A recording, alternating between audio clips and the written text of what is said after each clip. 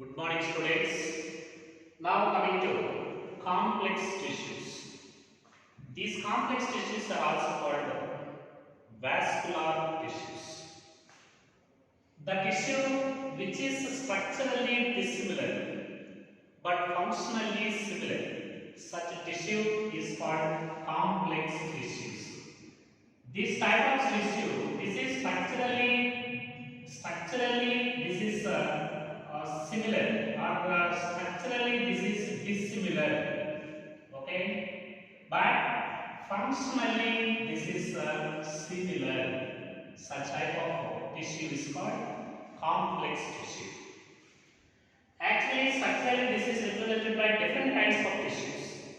Structurally it is represented by different kinds of tissues, but collectively all these tissues and all these tissues perform the same function.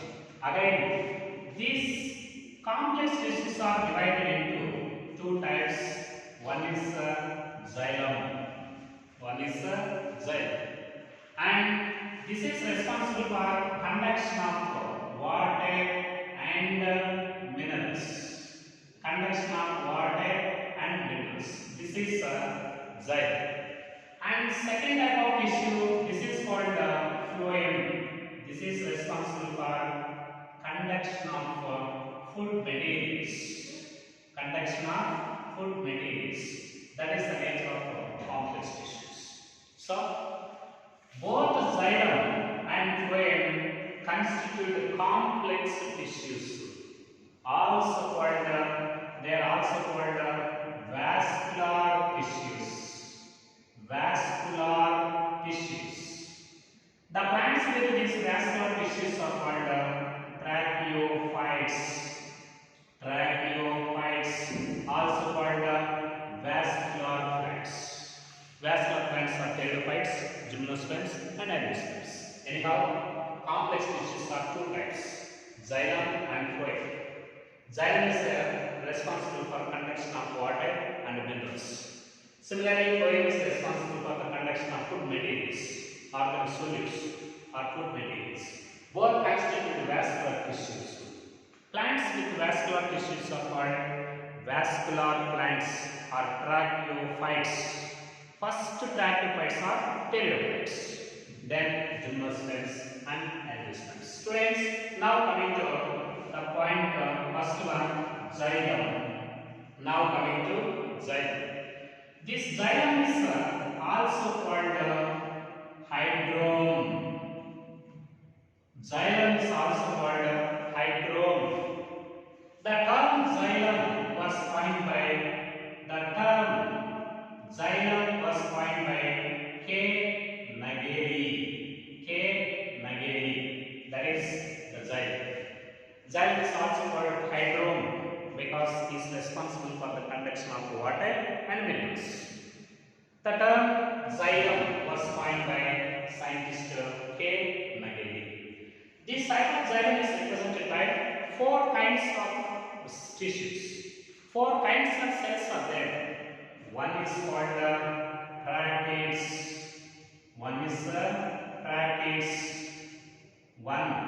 tracheids.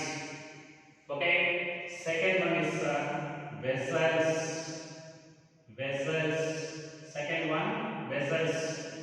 Third one, this is called xylem fibers. This is third type of tissue. And fourth type of tissue present in this xylem, this is called xylem parenchyma.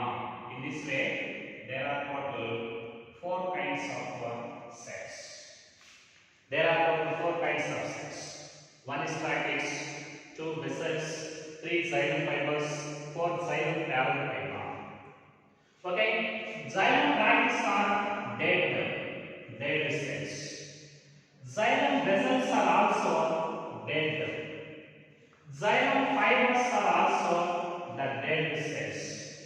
Only xylem parenchyma, this is living. Very important. This is living. The statement, most of the xylem is dead, is right. because three kinds of cells in xylem, they are dead. What are they? Brackets, vessels, xylem fibers, they are dead cells of xylem. Only xylem parenchyma is living. Only xylem parenchyma is living in xylem is right. So three types of tissues are there. Only one type of tissue is living, that is xylem parenchyma. Now coming to one by one, very important. First point, practice. Okay. So these tracts are elongated tube-like structures. Tracts are elongated tube-like cells. Elongated tube-like cells. Okay, and these tracts are represented by very thick cell wall. Very thick cell wall, and wall is a highly lignified wall. Highly lignified wall. For example, this is trachy. This is trachy cell. Trachy cells are elongated cells with top ring ends like this. Elongated cells with the top ring ends, and cell wall is highly thick, and it is a lignified wall. Lignified walls are there. At the same time, this wall is also contain number of boarded pits. Number of pits, they are there. Number of pits present in walls. Number of pits are there. And this cell is also represented by centrally located narrow empty space, that is called lumen. That is called lumen. Empty space is there. That is called lumen. At the same time, these cells, no nucleus and no cytoplasm, because cells are dead cells. Cells are dead cells. And these type of vessels and tracheids. Vessels and tracheids are the major conducting channels in angiostems. Major water conducting channels. Major water conducting channels. That is the nature of this one. At the same time, these inner layer of walls, they contain different kinds of thickenings. They contain different kinds of thickenings. Anyhow, tracheids are elongated tube-like cells. Okay, this is lumen, and this is pit, and this is wall. This is highly lignified wall. Their thick and cell walls are lignified, and these common walls, they also contain number of boarded pits, and central lumen is also there.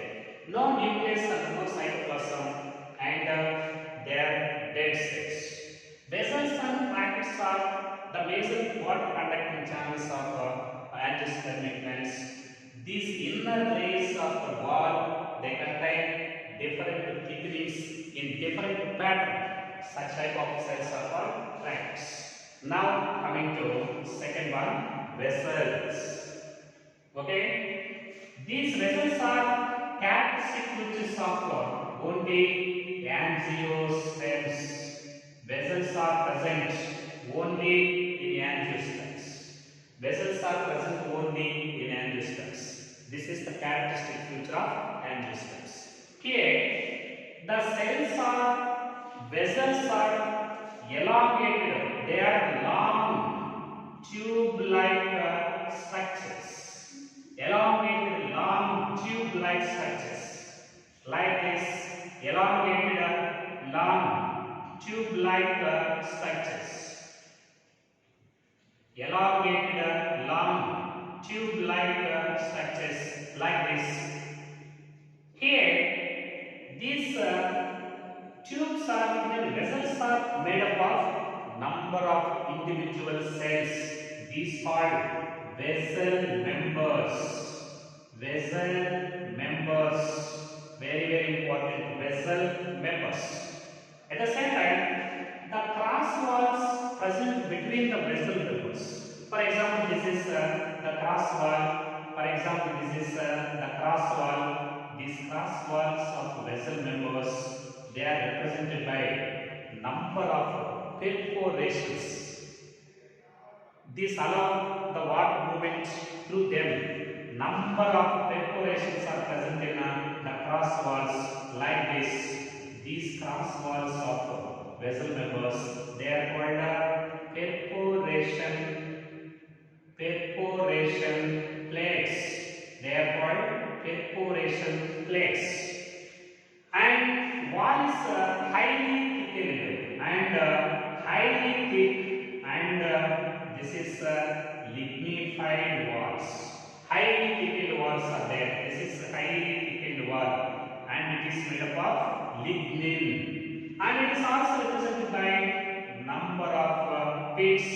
They are also called boarded pits. Number of boarded pits are there. So elongated tube-like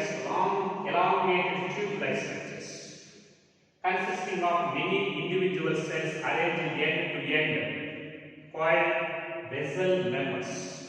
The cross walls present between these vessel members, they are much perforated. Perforated means they contain number of minute pores. These perforated mean the cross walls with perforation. They are called perforation plates. They help in water movement from one cell to the next. Wall is very thick and highly lignified wall, and walls also contain number of boarded pits. Here cells are dead, so that no nucleus and no cytoplasm, because cells are completely dead cells. These play very significant role in the conduction of water minerals, especially in angiospermic plants. Now coming to the third one, xylem fibers. Okay, these xylem fibers are the sclerenchyma cells. The sclerenchyma found in xylem, that is called xylem fibers. Already know, fibers are a type of sclerenchyma cells. Okay, these cells are arranged compactly, no intercellular spaces, and walls are very thick walls and highly lignified walls. Here also lignin is there, and walls also contain number of pits, and every cell is also represented by a central narrow lumen. So these fiber cells are elongated spindle shaped cells like this. These fiber cells are elongated spindle shaped cells with boarded pits. Elongated spindle shaped cells with boarded pits. These fibers, maybe they are present in groups, sometimes they may be present individually. These cells, they are considered as fiber cells, elongated cells with tapering ends, elongated cells with sharp ends, pointed ends. Number of cells are arranged end to end, leading to the formation of the continuous strands of fibers. These fibers, they play very significant role in providing mechanical support to the plants. Mechanical support to the plant parts. They provide mechanical support. These provide mechanical support to the plant body. Not only fibers, but also these plants also provide mechanical support to the plant body. Not only brackets, but also fibers, they play very significant role in providing mechanical support to the plant body. That is, fiber cells provide mechanical support. Okay, so it's now coming to the fourth type of cells. This is xylem parenchyma. This is only the living cells xylem. Xylem parenchyma is only the living cells inside the xylem. Generally, cells are living and cells are arranged loosely with intercellular spaces. Cells are filled with dense cytoplasm and cellulosic cell walls are there. Cellulosic cell walls are there and protoplasm is also present because cells are the living cells. So, the living parenchyma present in xylem is called xylem parenchyma. This is represented by number of thin-walled cells arranged loosely with intracellular spaces. Every cell wall is very thin and it is also made up of cellulose. Cellulosic cell walls are there. Cells are filled with dense cytoplasm with a conspicuous nucleus because these cells are living. These type of cells, okay, this parenchyma, it is played very significant role in the storage of food materials. Generally, this food materials, it is stored as in the form of starch. Also, it is stored in the form of cans, and also it is stored some amount of food materials in the form of fats. What type of food materials are stored in xylem parenchyma? Xylem parenchyma, it stores some amount of food in the form of starch and tannins and also fats. In some members, this xylem parenchyma, it is arranged in vertical rows like this. Xylem parenchyma is present in vertical rows. That is called ray parenchyma. This is called ray parenchyma. This helps in a radial conduction of water. Very, very important. It helps in a radial conduction of water. But at the same time, some of the parenchyma cells in xylem, they are arranged in horizontal rows like this. This is called axial parenchyma. This is called axial parenchyma. It helps in lateral conduction. Lateral conduction. So that is the nature of parenchyma. In xylem, if parenchyma cells are arranged in vertical rows, that is called radial parenchyma. It helps in radial conduction of water and minerals. When this parenchyma is arranged in horizontal rows, now this is called axial parenchyma. It helps in a lateral conduction of water and minerals. Anyhow, the main purpose of this xylem parenchyma, this is only the living tissue in xylem, is composed with a thin-walled parenchyma living cells. It is played very significant role. It is played very significant role in the storage of food materials like starch, tannins and fats. Students, now coming to another point, very, very important. Okay? The first formed xylem. The first formed xylem. This is called protoxylem. This is called protoxylem. First formed xylem is called protoxylem. It is represented by very small vessels. Very small vessels. It is represented by very small sized vessels like this. But later formed xylem, this is called metaxylem. Very, very important. Later formed xylem is called metaxylem. It is represented by large sized vessels like this. It is represented by large sized vessels.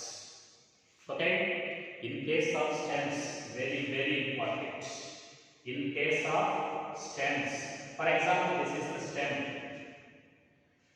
First formed xylem, it is present in the center. First formed xylem is present in the center and latter formed xylem is facing towards the outer side. In case of stems, first formed protoxylem facing towards the inner side and latter formed metaxylem facing towards the outer side. Such protoxylem is inner and metaxylem is outer. This xylem is called endoxylem. This is called endoxylem. Endo means inner. Based on the position of protoxylem, it is divided into endoxylem, exoxylem. Endoxylem is commonly found in stems, but what about in case of roots? This is quite reverse. Metaxylem facing towards the center and protoxylem facing towards the outer side. This is protoxylem. This is metaxylem. What is the position of protoxylem in roots? Protoxylem is facing towards the outer side, that is facing towards the epidermis, and metaxylem facing towards the center, that is called exoxylem. This is called exoxylem. So, first formed xylem is protoxylem, latter formed xylem is metaxylem. First formed protoxylem is represented by small sized vessels and metaxylem is with large sized vessels. Depending upon the position of protoxylem, it is divided into endoxylem, exoxylem. In endoxylem is commonly found in stems. Here protoxylem is facing towards the inner side and metaxylem facing towards the outer side, that is endox. But in case of roots, it is quite reverse to that of stems. In roots, protoxylem facing towards the outer side and metaxylem facing towards the inner side, that is called exoxylem. So, xylem may be endox as in stems or exox as in a root system.